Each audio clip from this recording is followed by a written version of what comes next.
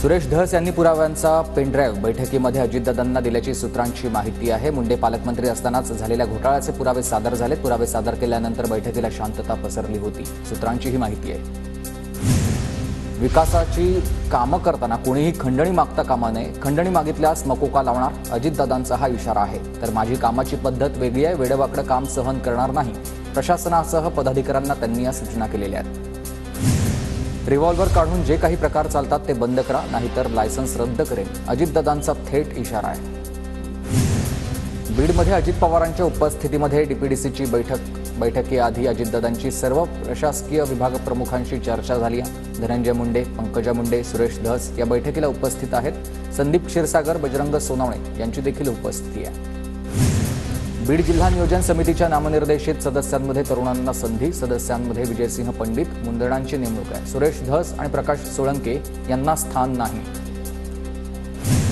अजितदादांचं काम चांगलं, त्यामुळे बीडसाठी अतिशय चांगले निर्णय होतील अशी अपेक्षा आहे। दादा जिल्ह्यात आल्यानंच साफसफाई झाली आहे, दादांनी वारंवार इथे यावं, सुरेश धस यांचं वक्तव्य आहे।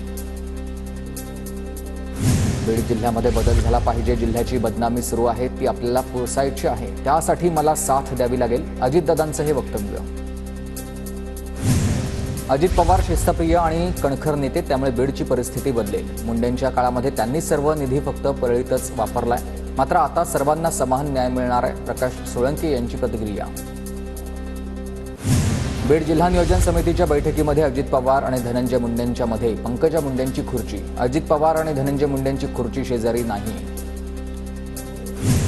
अजितदादांची राष्ट्रवादीच्या पदाधिकाऱ्यांसोबत चर्चा, तर दालनाबाहेर धनंजय मुंडेंची योगेश क्षीरसागर यांच्यासोबत संवाद। डीपीडीसीच्या बैठकीनिमित्त बीडमध्ये आलेल्या अजितदादांना कार्यकर्त्यांकडून गदा भेट, पदाधिकाऱ्यांकडून अजितदादांचं जोरदार स्वागत। धनंजय मुंडेंचे भाऊ अजय मुंडेंना पोलिसांनी गेटवरच रोखलं। अजय मुंडे बीडच्या जिल्हाधिकारी कार्यालयात आले होते। बैठक सुरू असताना पोलिसांनी अजय मुंडेंना गेटवरूनच परत पाठवलं। पुणे जिल्हा नियोजन समितीच्या नामनिर्देशित सदस्यांच्या समितीमधून शिवसेना आमदारांना डावललंय। सदस्यपदी भाजप, अजित पवारांच्या आमदारांची वर्णी। दरम्यान सरकारच्या जीआरचा अभ्यास करून भाष्य करणार, विजय शिवतारेंची प्रतिक्रिया। गेल्या 50 दिवसांपासून नैतिकतेच्या मुद्द्यावर निर्णय घ्या, सर्वांची एकच मागणी। सुप्रिया सुळेंकडून पुन्हा धनंजय मुंडेंच्या राजीनाम्याची मागणी, तर बीड प्रकरणावर अमित शहांची भेट घेणार, सुळेंची माहिती। बीडच्या बातम्या तुम्ही वाचता, आरोपांमध्ये तथ्य असल्यास कारवाई करणार, अन्यथा कारवाई करणार नाही, संतोष त्या प्रकरणी अजितदादांची भूमिका।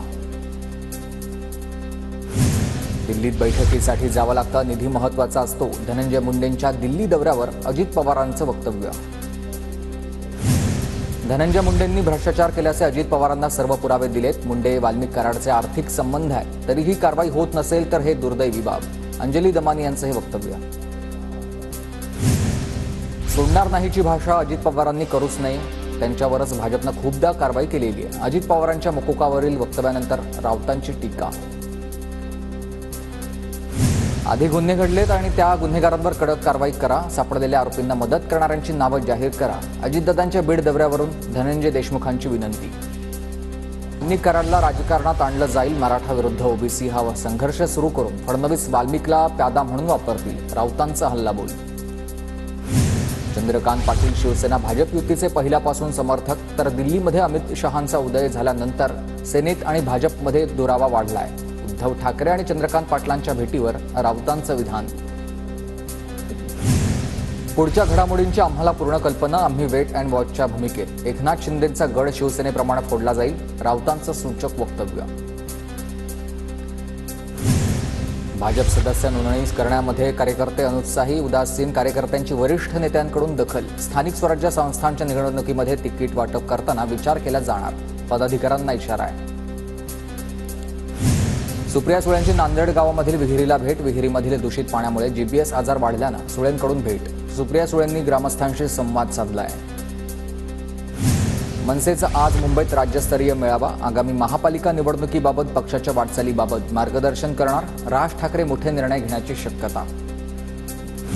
राज ठाकरेंनी मुंबईत वीणा वर्ल्डच्या कार्यक्रमाला हजेरी लावली, शर्मिला ठाकरेंचीही उपस्थिती। पुण्यात ज्येष्ठ समाजसेवक बाबा आढाव यांचं सरकार विरोधामध्ये मौन सत्याग्रह आंदोलन, महात्मा गांधींच्या स्मृतिदिनानिमित्त आंदोलन। बीडमधील शरद पवार गटाच्या महिला पदाधिकारी हेमा पिंपळे पोलिसांच्या नजरकैदेत. अजित पवारांच्या बीड दौऱ्यादरम्यान पिंपळे आंदोलन करण्याची शक्यता. आंदोलन करण्याच्या संभाव्य शक्यतेमुळे पोलिसांनी खबरदारी घेतली आहे. काँग्रेसचे नेते हुसेन दलवाईंच्या अडचणी वाढण्याची शक्यता. कुंभमेळ्यामधील स्नानावरील वक्तव्याची अल्पसंख्याक आयोगाकडून दखल.